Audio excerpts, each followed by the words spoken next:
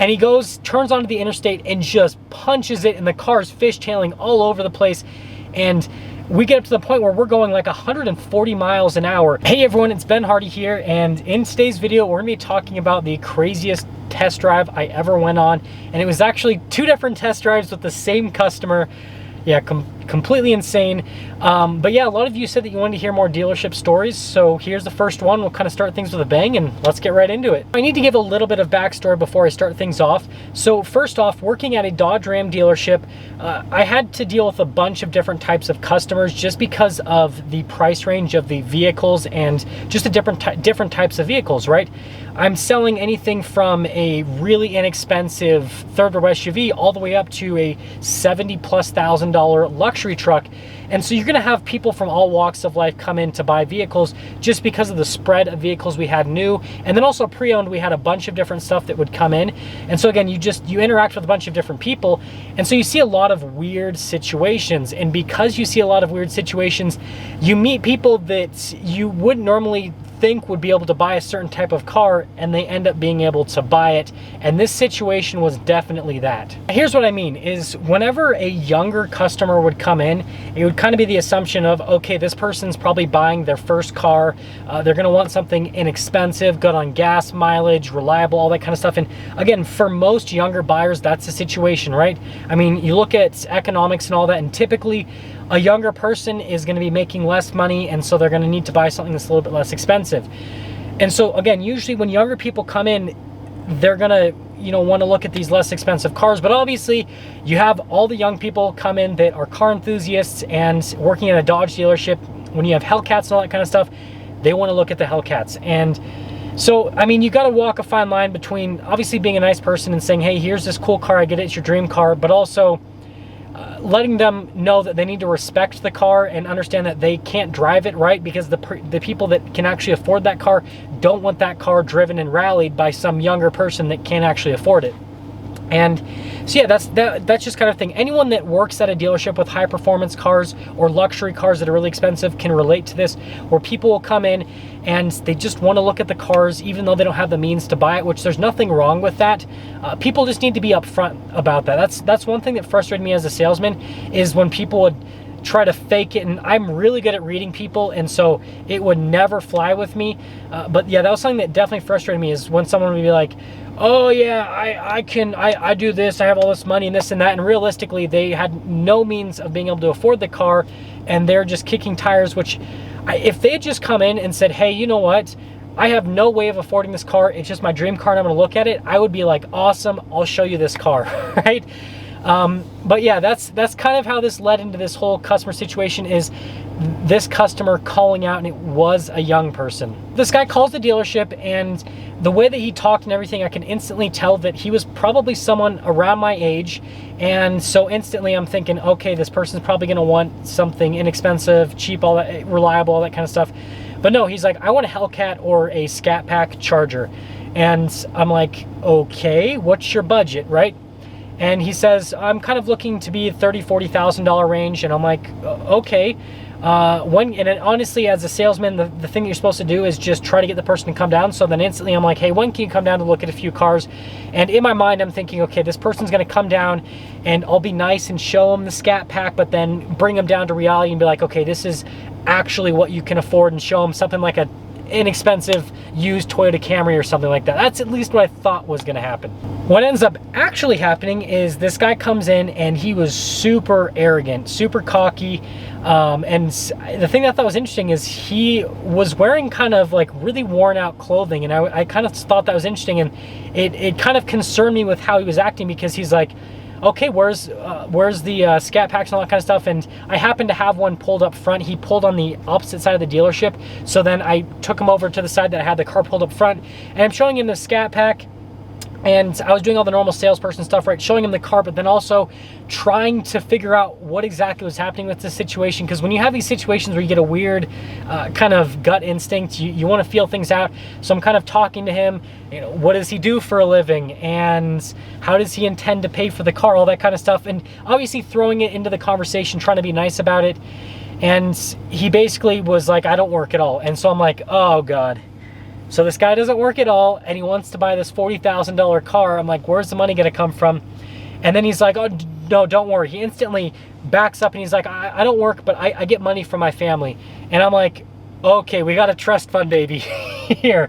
So at this point, I'd never dealt with something like that before. I had dealt with younger people that made money because of different occupations and everything. The main thing here in Utah was actually different construction jobs and mining jobs.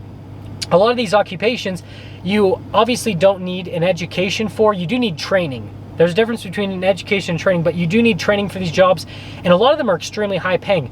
I had a customer come in that had a mining job, and he made over $100,000 a year, and he was only, I think, 20 or 21 years old, so making really good money for that age.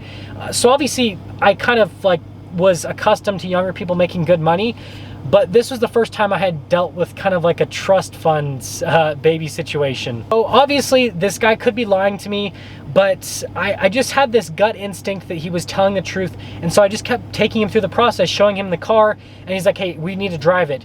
And I'm just like, and I'm kind of like, you know what, let me go talk to my manager about this, and tell my manager the whole situation. And he's like, you know what, it's fine. It's a $40,000 scat pack. Worst case scenario, you get in an accident. And I'm like, I hope that doesn't happen. I don't want to get in an accident. I'm like, that's scary.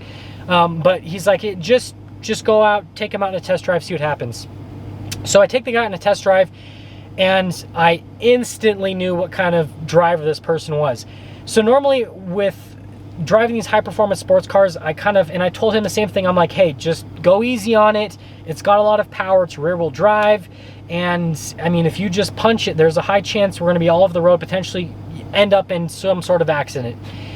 He didn't listen. He instantly knew exactly what he was doing. He threw it over into sport mode, turned the traction control all the way off, and just punched it out of the dealership, just going through the tires. And I'm like, oh my God, this guy is going to destroy this brand new Scat Pack. And he just starts driving like a maniac, and I'm literally just holding on for dear life at this point. I'm like grabbing the grab handle of the car, and I've never been in a test drive where someone was driving it that aggressive.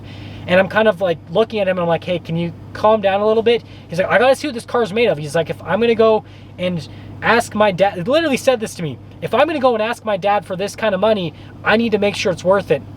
So he goes and he just instantly, I'm not even telling him the test drive route at this point. He's just driving, and I'm just like, I'm just pretty much just trying to survive at this point. And he goes, turns onto the interstate and just punches it, and the car's fishtailing all over the place.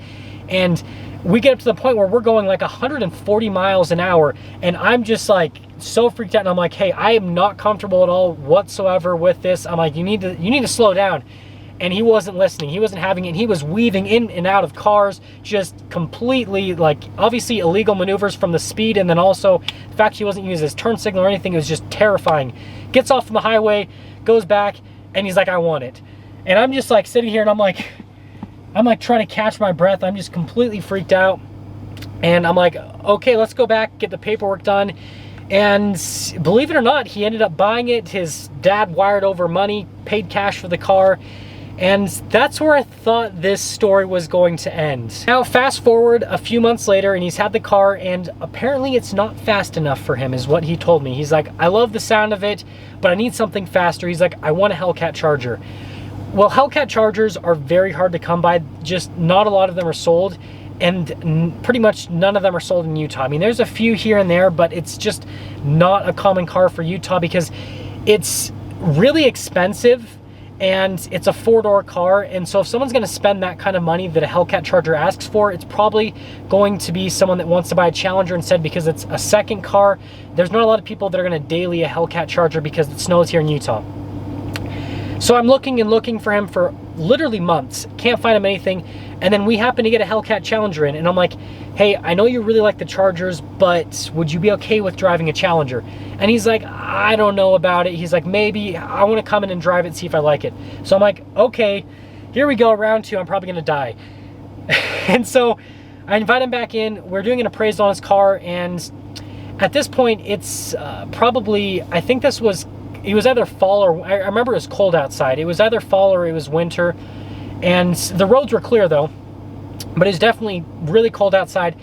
And so I was really hesitant about this test drive. I was like, last time you, honestly, you scared me to death. And he's like, yeah, but we didn't get in an accident or anything. He was being super cocky about it.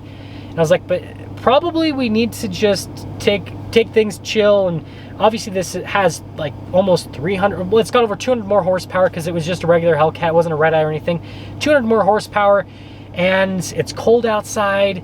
And I'm like, maybe we shouldn't do a test drive today. And he's like, no, I got to drive it. So we're in for round 2, and he decides to have one of his friends in the back. And of course he's got to show off to his friend. So instantly, same exact scenario, just completely peels out of the dealership and is just hightailing it down the road. And again, I'm like, I don't know if I want to do this. I literally told him, I was like, I kind of want to get out of the car, but for insurance reasons, I have to be in the car in case you get an accident. And so I'm like, oh, God, it's a horrible situation at this point. And then he gets on the highway, just punches it. And thank goodness at this time there was no traffic. It was late enough at night. And he ended up getting to some stupid speed, like 140, 150 miles an hour. And then he pulls off and he's like, I want this car. Same exact situation. So then we come back and we start doing the trade and everything with his car in terms of getting numbers on it. And we just couldn't come to terms, not because he really cared about how much he'd get out of his car. It was all about his dad. His dad didn't want to spend more money into this whole car addiction than he had, because he'd already spent, I think, $48,000 total in the Charger between taxes and all that kind of stuff. And so he wasn't ready to spend another, I think it was another $15,000 was the difference. He didn't want to spend that money. And so he had a huge back and forth, couldn't come to terms, and he ended up not buying that car, and he ended up never buying a car for me again because he couldn't get any more money from his dad, and he didn't want to work, which is crazy to me. I mean, honestly, that's not the only crazy test drive story I have, but I think that was by far the craziest, where I felt like my life was in imminent danger. It was absolutely terrifying. But that's one of the things that I don't miss about being a car salesman. Like, it was really exciting helping people find their dream cars, especially with the Hellcats. Like, usually people that came in and bought those, that was a car they thought about buying for a long time, and it was a really exciting process. But test driving in them definitely wasn't. It was definitely scary and all that kind of stuff. So yeah, I mean, that's something I didn't miss from being a salesperson. Again, if you guys want me to talk about more crazy stories that happened when I was at the dealership, I'd be more than happy to do that. But as always, if you're stopping in for the first time, of course, get a call randomly. Please subscribe, and I'll see all of you in the next video.